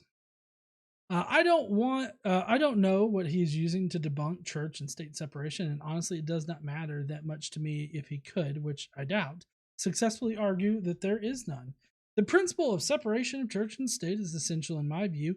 Government job is to focus on the secular welfare of its citizens. Religion should stay focused on what it sees as the spiritual welfare of its adherents. The two should not be connected in any way. One does not negate the other, and they should operate separate and independent of each other. Neither one should dictate to the other on any matter, period. Anyway, happy Canada Day to any Mafia members or viewers who celebrate Canada Day today. And for my American friends, happy Independence Day on Monday. And just to sign off, let me leave this quote from the Tea Party rock band from the Way Down. It took a while before I could leave, and then Satan smiled and said, "Do you really believe?" And until next time, keep on reading. Thank you so much there, Drew's book reviews. Excuse me. Perplexed Papa's next. The original population of white European settlers just escaped what happens when the only one church rules in government And for generations before that, their ancestors were forced to believe the Romans' fairy tales instead of their own, under threat of death. For generations, people mind control at its best. Population mind control at its best. We are now coming out of that blindness forced on our kin, and we have the tools and knowledge to understand our world in ways not even imagined by the ignorant writers of any religious text. He has to acknowledge his fallacious arguments are all that he has. Have you all seen these cool emoji you get when you to use in your comments if you join the Skeptic Mafia? Well, what are you waiting for? Join! You too can be an awful godless heathen. Insert shill here. Did you know that we're so shitty here? We donate to good causes, like helping women go on special trips to not so shitty states. We donate to those kind of causes here, just saying. So if you want to be shitty like that, then definitely join the Skeptic Mafia, send a super chat, or just watch our videos. What are you waiting for? Join so we can be, yeah. It's, don't forget to smash that like button. Thanks, y'all. Well-peen, well-peen, well-peen. Thank you, Perplex Papa.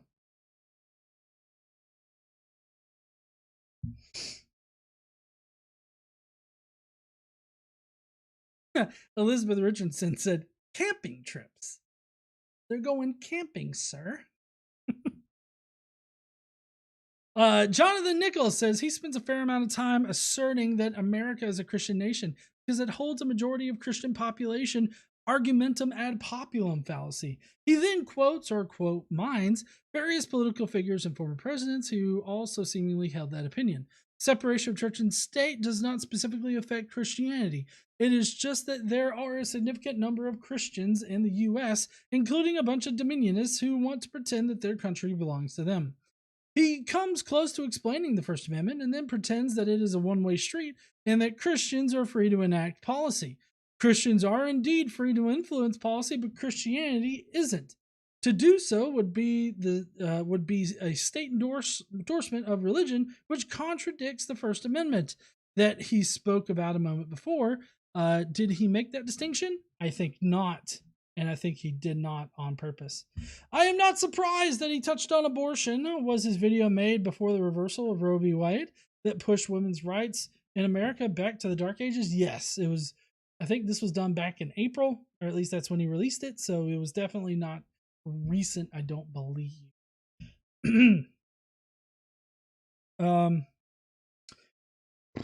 Christians are also free to pray in schools, but the school may not lead said prayer. Well, actually, now the Supreme Court has overturned that, and public school officials can officially lead students in prayer and coerce students to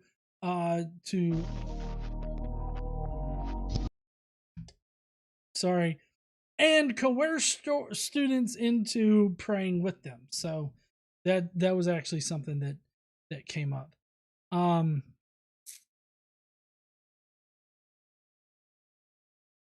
As for Christian morality, there are so many rights that Christians are pushing back against.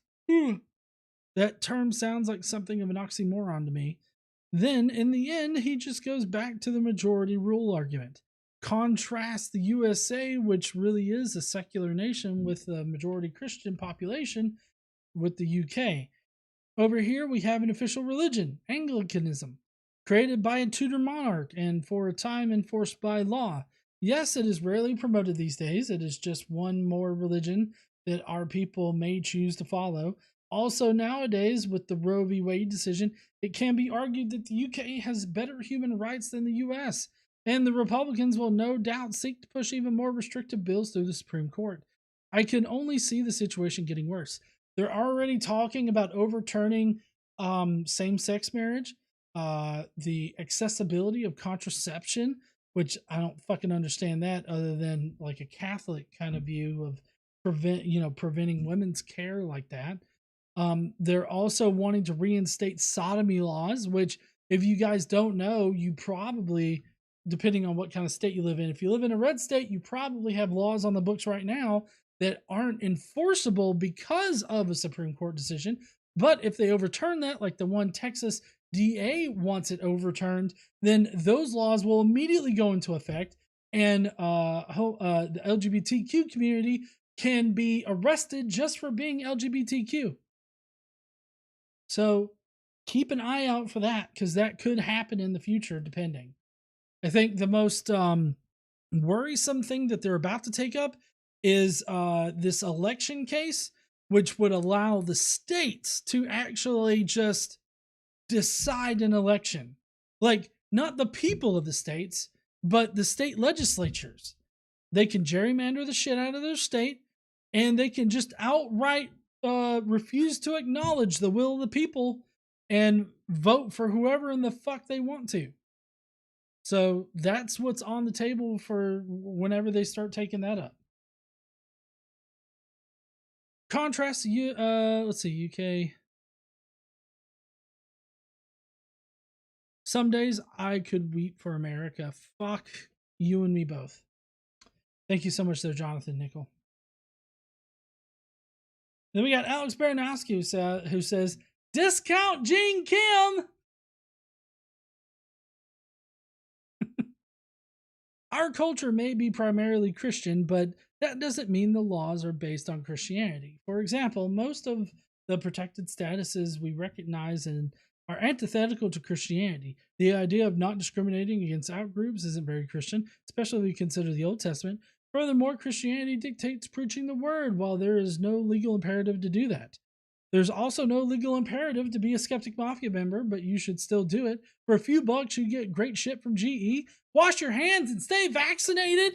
Like a monthly hangout like we're having tomorrow at 2 p.m. Central Time. If you want to hang out with me a little bit and probably bitch about the government, then why don't you guys join on in? Thank you, Alex, for your comment. All right, then we got Jonathan Hanachek, who says, I don't get why the fact that you can say that you think we are, well, you say we are, but can't actually understand the separation of church and state, meaning church can't affect state and state shouldn't be able to affect the church. But you're saying that the church is allowed to affect the state, but the state isn't allowed to interfere with the church. So really what you're saying is the church can do whatever the fuck they want with no consequences. Fuck this shit. Let's start texting the dumbasses and showing them who the fuck is boss. This is some stupid ass shit. And the fact that we have to deal with this in our daily lives, that they think they own this country. Hopefully this made some fucking sense. And remember, Casey is always right unless GE is right. Remember that. Thank you there, Jonathan. And then we've got finally Jason Kolasik, who says, oh, debunking a debunk, and Grifter's Deuce added debunkception. Oh man, it was so great hanging with y'all tonight. I hated missing last week, but we were at the Better Conference. We had a great time. Everybody, shout out to Paulogia and Shannon Q. If y'all aren't subscribed to Paulogia, y'all should definitely look him up. Here on YouTube, he just passed 100,000, so he's doing great shit over there. And Shannon Q as well. She's doing awesome shit, too. And here at GE Worship, we're trucking along. We'll probably hit 100,000 like 2050 or so. Just saying. I talk a little bit too much about sucking dick and cunnilingus in order for a lot of people to want to subscribe to me. So, but anyways, I really appreciate everybody watching the videos this week, being, in the premieres and all that kind of good shit. Next week, we're going to continue with Greg Kokel and his arguments against atheism. And he's got a very special evidence to present to us next week. And then I have some other things that I still need to record, so be on the lookout for all that kind of good shit. Thank you, Jacques, for saying, GE, you're appreciated. Chris S. says, don't forget Heathen Queen. Yes, of course. Heathen Queen was there. She's doing great shit. Josh, Digital Hammurabi was there. There were so many great people at the Better Conference. I was not trying to leave anybody out whatsoever. So, she was great to see there. And Brocephus made a spectacle made an appearance, so that was fun. He had people laughing, which I'm glad. Cynthia, the Tang Gang was there. There was a lot of people there. Anyways, but we'll see you heathens next week. Don't forget to stand up, use your voice, and all that kind of good shit. And I guess we will see you heathens later. Don't forget to stand up and use your voice. Bye, heathens.